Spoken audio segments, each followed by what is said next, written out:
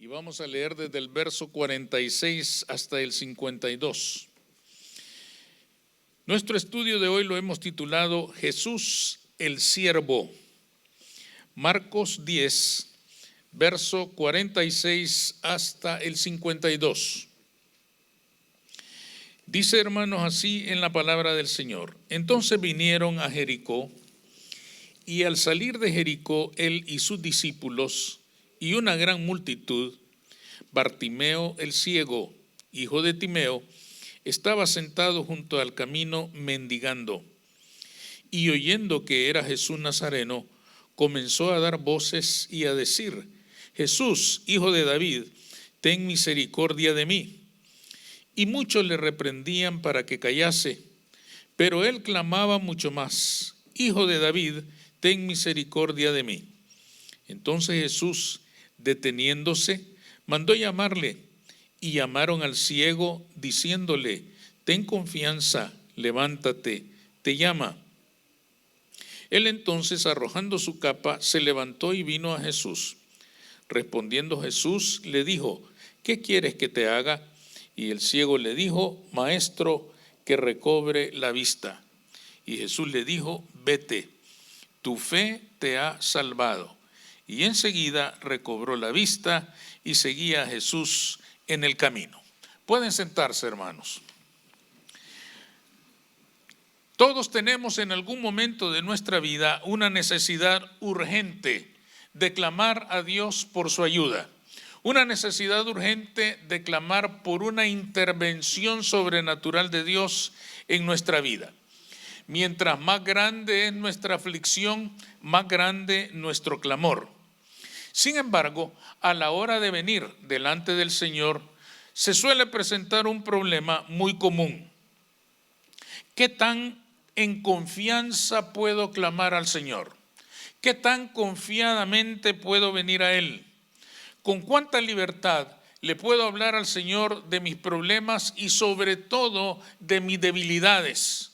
¿Hasta dónde estará Él dispuesto a escuchar de las debilidades que me afectan como ser humano? Generalmente, lo que dificulta esta situación es el hecho de saber que todos debemos venir al Señor con reverencia. Debemos venir con reverencia porque Él es Dios. Debemos venir con reverencia porque Él es el Rey de Reyes y Señor de Señores.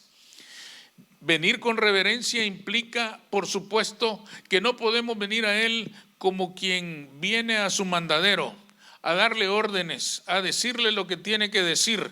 Venimos a clamar, venimos a suplicar, venimos a rogar por una dificultad que tenemos en nuestra vida.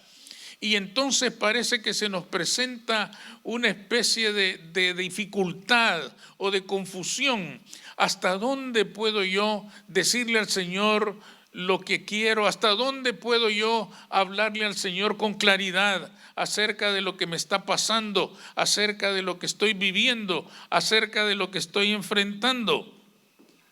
Pero esta escritura que hemos leído, hermanos, nos pone al tanto del hecho de que Jesús no solo es rey, también es siervo. Jesús mismo dijo: yo no he venido para ser servido, sino para servir.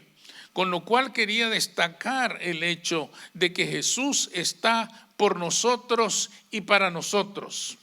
Sin embargo, esto no significa que vamos a dejar de considerar que Él es Dios y que tenemos que acercarnos lógicamente con un grado de temor y de reverencia hacia Él. La gran pregunta es entonces, ¿cómo poner el equilibrio entre estas dos situaciones? ¿Cómo acercarnos de la manera correcta a ese Cristo Salvador que es el único que tiene respuesta para nuestras necesidades? Este pasaje que hemos leído nos ayuda a resolver esta situación. ¿Qué nos dice este pasaje en la palabra del Señor? Primero, que Jesús es siervo de Dios y de los hombres. Obviamente, hermanos, y para sorpresa nuestra, los discípulos mismos y los que seguían a Jesús con tanto ánimo y con tanto júbilo y con tanto gozo, parecían no haber entendido esto. El texto nos dice que el Señor encaminaba sus pasos hacia Jerusalén. ¿Para qué? Para ser crucificado, para pagar los pecados de todos. Pero los discípulos, hermanos, pensaban que el Maestro iba a la ciudad santa para coronarse como rey terrenal, como un rey humano, como un rey en este orden terrenal, lo cual era un verdadero error. Jesús ciertamente había llegado para afirmar su reino, para iniciar su reino en esta tierra, pero este reino es de carácter espiritual y no terrenal ni político. Pero los discípulos, hermanos, aún no habían entendido esta situación y por eso reaccionan tan equivocadamente ante el clamor de Bartimeo. Porque ahí dice, y muchos le reprendían para que no clamara a Jesús. Esos muchos seguramente estaban encabezados por los discípulos a quien todo el mundo reconocía como los que andaban con Jesús. Y el andar con Jesús les dotaba de cierto grado de autoridad, como para decirle a aquel hombre, cállate, tú no debes molestar al Maestro, tú no le debes hablar a él, tú no debes dirigirte a él. Reprendieron duramente a aquel ciego que clamaba en su desesperación. Y este era un ciego, hermanos, que no solo clamaba con fe, porque sin duda esperaba que Jesús atendiera su clamor, aunque los hombres, las creencias, las tradiciones y la religión dijeran que él no tenía derecho a buscar el consuelo de Dios. Él vivía en aquel orden tan terrible en el cual un hombre como él se consideraba bajo la maldición de Dios. Un hombre como él se consideraba que había sido apartado de la presencia de Dios y que no podía gozar de su consuelo. Esa era la creencia de las multitudes en aquellos días. A los discípulos entonces, hermanos, les parecía que Jesús era demasiado santo, demasiado puro, demasiado bueno para que viniera a escuchar los clamores de un miserable como aquel hombre que se consideraba bajo la maldición del Creador. No se daban cuenta los discípulos, hermanos, que al hacer esto dejaban a Jesucristo en su condición de rey, pero lo anulaban en su condición de siervo. Es decir, exaltaban la condición magnífica, gloriosa, extraordinaria de ser el Hijo de Dios, pero se les olvidaba que también era el siervo de los hombres. El título con el que más se refirió Jesús a su persona fue Hijo de Dios. Él dijo en alguna ocasión, las zorras tienen una guarida, pero el Hijo del Hombre no tiene dónde descansar su cabeza. ¿Y a qué se refería con Hijo del Hombre? Se refería a que le pertenecía al ser humano. Había venido para ser posesión del ser humano. Había venido para buscarlo, para salvarlo, para redimirlo, para consolarlo, para auxiliarlo en sus momentos de aflicción. Este aspecto, hermanos, lo habían perdido de vista los discípulos en el afán de exaltar la magnificencia, la gloria y la majestad del Rey. Se les olvidó que Jesucristo no solo era Rey, también era siervo. Esa parte la perdieron de vista y escondieron a Jesús del clamor de aquel hombre desesperado. Seguramente, hermanos, los discípulos incluso llegarían a pensar que a ellos les había sido concedido andar con Jesús porque aunque eran pecadores, no estaban bajo la maldición como Bartimeo. En otras palabras, hermanos, los discípulos decían, nosotros somos pecadores, pero no tanto como este. Nosotros somos pecadores, pero no tan desgraciados como este. Nosotros somos pecadores, pero somos mucho mejores que este. Y por eso andamos con el Señor. Por eso caminamos con Él. Por eso somos sus discípulos. Por eso tenemos esta condición tan extraordinaria. Qué alejados estaban los discípulos de la verdad. Y fíjense qué los había llevado a este error tan grave. El querer exaltar la majestad, el querer destacar el temor y la reverencia con la que había que acercarse a Jesús. Pensando de esa manera, se interpusieron entre Jesús y aquel pobre hombre. Se interpusieron entre Jesús y el clamor del ciego, atentando contra la única esperanza que aquel pobre hombre tenía en su vida. Sin darse cuenta, hermanos, alejaron a Cristo del pecador. Fíjense que aquí está lo grave de este error, de un equivocado concepto de reverencia. Cuando se equivoca el concepto de reverencia, en vez de reverenciar a Dios, lo que se hace es ocultarlo tras creencias, tras prácticas o preferencias particulares que esconden a Cristo del pecador. Los discípulos, hermanos, quizá con buena voluntad, habían dejado a Jesús en su posición de hijo de Dios, pero lo habían anulado como siervo de Dios y como siervo de los hombres. Porque aunque eso suena un poco feo, hermanos, lo cierto es que Jesús vino a esta tierra para servirnos a nosotros. Jesús nació entre los hombres para ser siervo de nosotros. Él vino a dar su vida por nosotros. Él vino a sufrir todo por nosotros. Él renunció a su gloria por nosotros. Todo es por nosotros. Por lo tanto, hermanos, este pasaje nos está diciendo que la verdadera reverencia debe reconocer a Jesús como el Rey de Reyes y Señor de Señores, pero no olvidarse de que también es siervo de Dios y siervo de los hombres. Es necesario, hermanos, ser reverentes delante del Señor, pero sin olvidarnos que Él nos ama y nos busca. Como ya hemos dicho, el nombre con el que más se refirió Jesús a sí mismo fue Hijo del Hombre. Y con esto quería decir por lo menos dos cosas. Primero, que había nacido entre los hombres en condiciones iguales, que había asumido esta naturaleza humana para entender nuestra realidad y redimirnos integralmente. Pero también quería decir, hermanos, que su vida en esta tierra giraba alrededor de un único propósito: redimir al hombre de su pecado. Y esto no lo iba a poder lograr a menos que el hombre se pudiera acercar a él. Por eso es que el Señor caminó entre las multitudes. Por eso es que el Señor dejó que la gente se acercara. A eso había venido.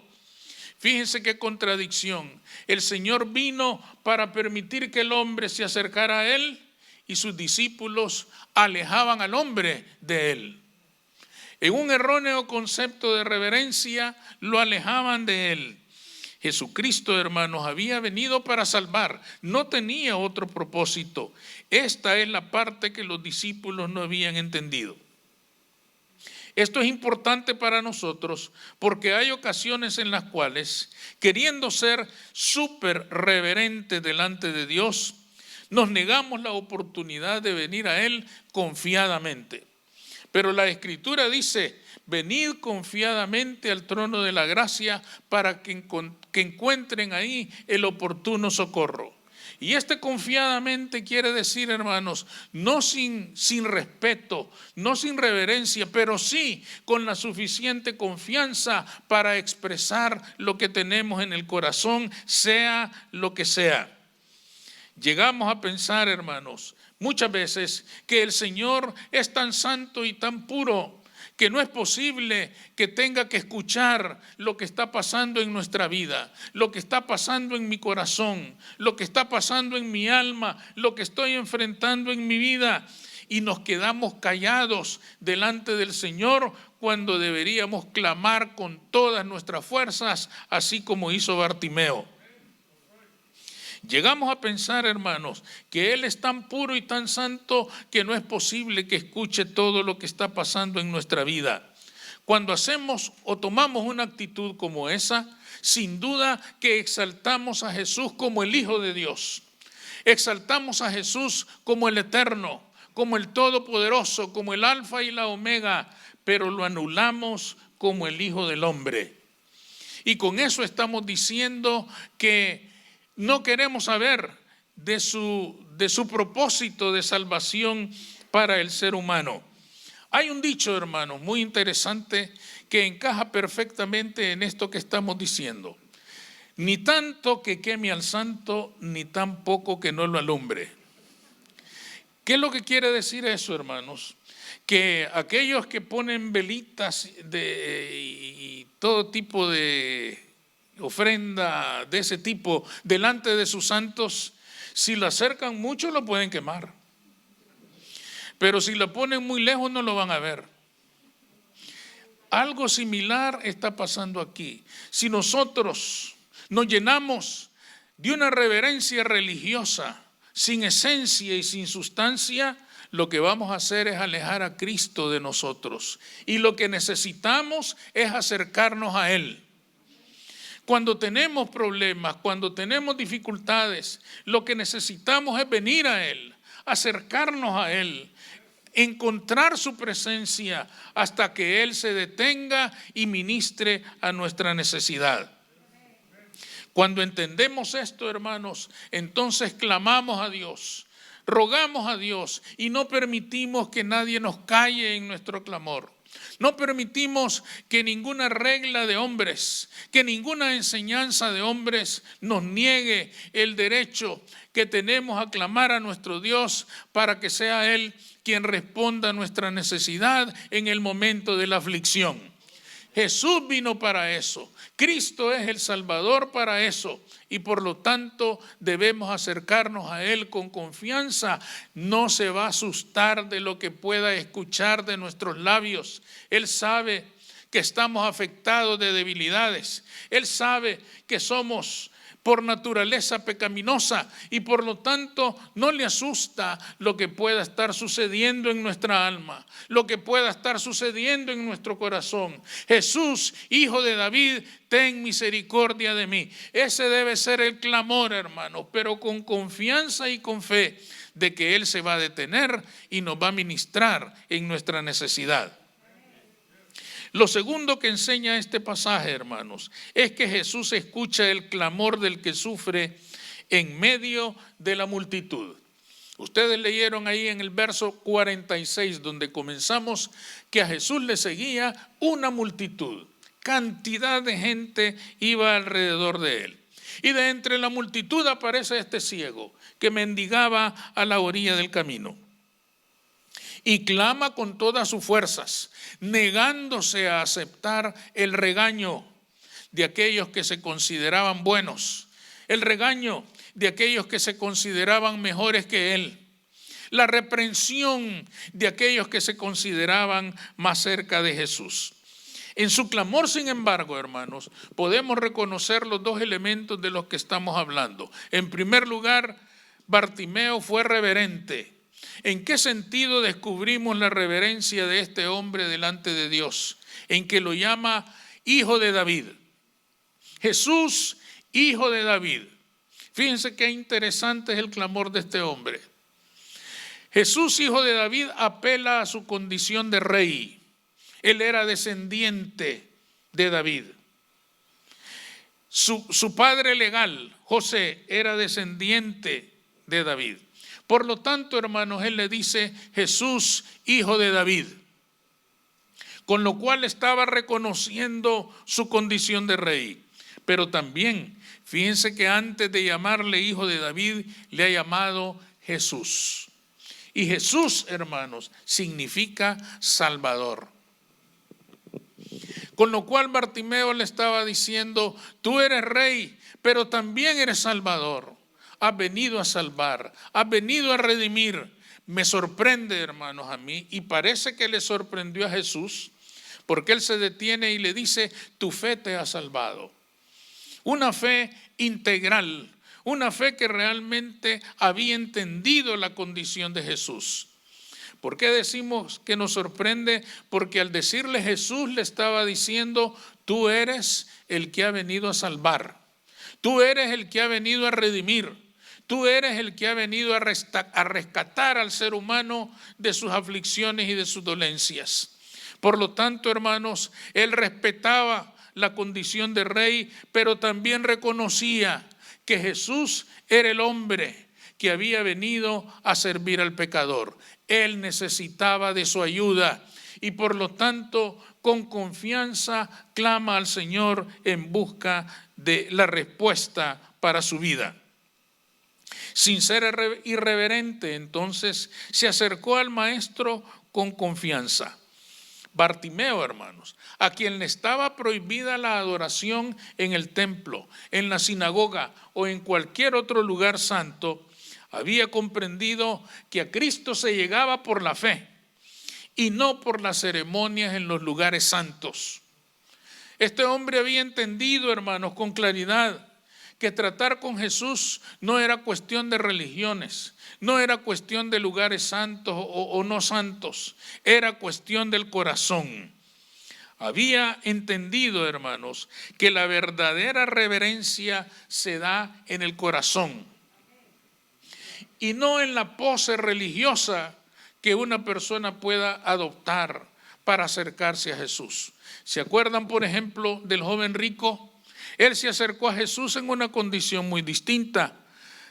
Hincó su rodilla, dice el texto, se arrodilló delante de Jesús y le dijo: Maestro bueno, ¿qué he de hacer para alcanzar la vida eterna? Pero nada de eso era cierto. Él amaba más sus riquezas que la vida eterna. Y se fue triste porque amaba sus riquezas. ¿Qué quiere decir esto? Que aquella aparente reverencia magnífica, admirable y extraordinaria que mostró aquel joven era en realidad una farsa religiosa. El Señor se lo demostró y se fue triste. El Señor le dijo lo que debía hacer: quitar el amor de las riquezas y amar a Jesús, y no pudo. Quiere decir entonces, hermanos, que reverencia no es el aprendizaje religioso de ciertas actitudes o maneras, y que ahí está la clave para acercarse a Jesús. La reverencia que enseña la Escritura, hermanos, está en el corazón. La reverencia que enseña la Escritura está por dentro y no por fuera. Esta es la reverencia que el Señor espera. Bartimeo lo había entendido. Había entendido que la verdadera reverencia está por dentro. Y por eso, hermanos, no se limita a una condición externa, sino a la condición interior. Cuando no miramos al Señor como siervo, caemos en la religiosidad engañosa. En esa construcción humana tan llena de ceremonias, tan llena de altares, tan lleno de prohibiciones y de reglas de santidad aparente, que todo lo que hacen es ocultar la presencia del Señor como aquel que nos puede redimir. Todo lo que logran es alejar al verdadero Cristo de nuestra vida. A través de los siglos, los seres humanos hemos caído en ese engaño. ¿Se acuerdan ustedes de una historia bíblica muy interesante en este tema? Caín acaba de matar a su hermano Abel. Y el Señor dice que desciende y le pregunta: ¿qué has hecho? ¿Dónde creen ustedes que se habrá dado este diálogo entre Jehová y Caín? Inmediatamente después de asesinar a su hermano. Seguramente, hermanos, en el altar religioso. Caín acababa de matar a su hermano, pero dice: bueno, voy a hacer un altar, voy a adorar a Jehová, y todo quedó olvidado. Aquí no ha pasado nada. Pero el Señor regresó a hablar con él y le dijo: ¿qué has hecho? La sangre de tu hermano clama desde la tierra. Con lo cual el Señor le estaba diciendo: no ha terminado nada. Por más ofrendas que traigas, por más sacrificios que hagas, esto no lo voy a pasar por alto. Lo que has hecho es injusto. Lo que has hecho es un crimen. Y no se va a quedar sin respuesta. Quiere decir entonces, hermanos, que el hombre siempre ha encontrado el camino fácil de una práctica religiosa que le limpie de la culpa. Fíjense bien, no del pecado, sino de la culpa. De la culpa que tiene en la conciencia, pero no llega a confesar su pecado. No llega a decirle: Jesús, hijo de David, ten misericordia de mí porque he matado a mi hermano. Jesús, hijo de David, ten misericordia de mí, porque tengo odio hacia mi hermano. Jesús, hijo de David, ten misericordia de mí, porque tengo envidia de mi hermano. Lo que hacen, hermanos, es limpiar la culpa y salir como si nada ha pasado, pero por dentro sigue desarrollándose el mal. Conocieron a Dios y lo exaltaron como Rey de Reyes, pero todavía no lo han conocido como siervo de Dios. Todavía no lo han conocido como el siervo que verdaderamente puede limpiar no solo la culpa, sino también el pecado. La reverencia religiosa, hermanos, no logrará el milagro de que Dios haga provisión para nuestras almas cuando hemos cometido pecado. Al venir a Él, debemos venir con fe, pero sin olvidarnos que la religión externa no nos traerá nada de parte de Él. Adornar altares con tantos detalles preciosos no es malo en sí mismo. Está bien que el altar esté hermoso, que el altar esté bellamente decorado para la gloria de Dios. Lo malo es pensar que el altar, por su exquisita belleza, puede sustituir nuestra auténtica reverencia en nuestro corazón. Eso no va a ser posible. Un altar hecho de manos de hombre no sustituirá el corazón contrito y humillado. Por eso dice el salmista, los sacrificios de Dios son el espíritu quebrantado. Al corazón contrito y humillado no lo despreciará Dios. Esto es lo que realmente recibe el Señor de parte de nosotros y no la apariencia de reverencia que puedan enseñar las religiones humanas. No importa cuánta apariencia de santidad tengamos por fuera, no importa cuánta apariencia de reverencia tengamos por fuera, lo más importante es lo que tenemos por dentro. Esto es lo que puede hacer que Jesús se detenga. Lean ustedes el pasaje con detenimiento y se darán cuenta que llega un momento en que Jesús se detuvo y mandó llamar a Bartimeo. Entonces si vienen los discípulos y le dicen, ten confianza, el maestro te llama. Pero ninguno dice, disculpa, nos equivocamos. No, ellos dicen, ten confianza, el maestro te llama. Parece, hermanos, entonces, que al final los discípulos deben haber comprendido que la actitud de ellos de reprender al pecador que clama era un error. Jesús había venido para eso. Y Él está aquí entre nosotros para eso. De manera que nosotros hemos de clamar con confianza, con fe, con esperanza, porque Cristo ha venido por nosotros y para nosotros. Por nosotros y para nosotros derramó su sangre en la cruz del Calvario. Por nosotros y para nosotros nació entre los hombres y cargó con esta naturaleza humana para poder pagar nuestra cuenta y ofrecernos redención en medio de nuestras dificultades. Acerquémonos al Señor confiadamente, con una auténtica reverencia, y Él se va a detener. Nos mandará llamar y hará provisión para nuestra necesidad y nuestro clamor será respondido. Vamos a orar. Señor, te damos gracias. Bendecimos tu nombre, Señor, porque ciertamente, Cristo, todos en diversos momentos de nuestra vida tenemos necesidad de clamar a ti, de venir a ti en busca de una intervención poderosa y sobrenatural en nuestra vida. Por distintas razones, situaciones o motivos, todos en algún momento necesitamos de esa intervención tuya. Ayúdanos, Señor, para que las apariencias no sean obstáculo en la búsqueda de tu verdadera respuesta a nuestras necesidades. Que las apariencias, Señor, no te alejen de nosotros. Que las apariencias que pueda enseñar la religión terrenal no sean obstáculo para que podamos acercarnos a ti confiadamente. Ayúdanos, Señor, a ser reverentes delante de tu presencia, pero también a tener confianza y acercarnos a ti como aquel que ha venido para salvarnos y para dar respuesta a todas nuestras necesidades. En tu nombre, Cristo Jesús. Amén.